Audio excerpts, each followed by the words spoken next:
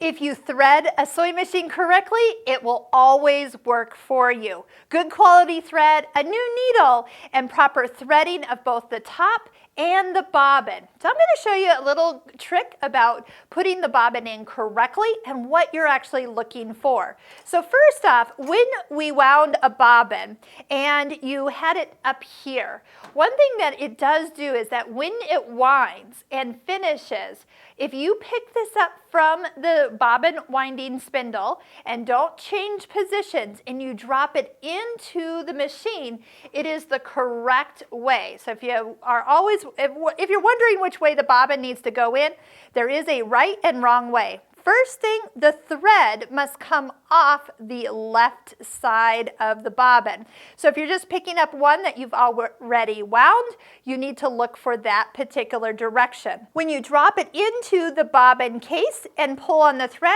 you're going to notice the bobbin spins counterclockwise.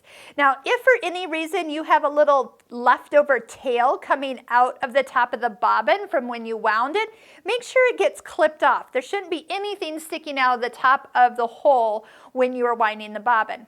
Next, you're going to notice that there is a little groove with an arrow on it that is guiding you to where the thread is going to be placed in the tension.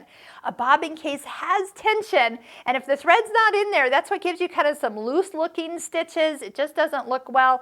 And usually I can tell people, oh, if your thread's not in there, it's not going to stitch at all. So here's a way to make sure it gets clicked in there correctly. If you put your finger on the bobbin and bring this up through the little groove where the arrow points you to go, you'll actually feel it click in right here. So it goes in about 6 o'clock and it finishes about 7:30, and that placement puts the thread in the tension. All you have to do is put it in there and then follow the guide where the arrow tells you to go. And this is a little thread cutter. So when you pull the thread, it cuts it to a perfect length. The perfect length that once you've threaded the machine and you start to sew is you don't have to bring that bobbin thread up. This is the tail that it will find once you start to sew. So just put fabric underneath your presser foot, lower it down, and begin stitching.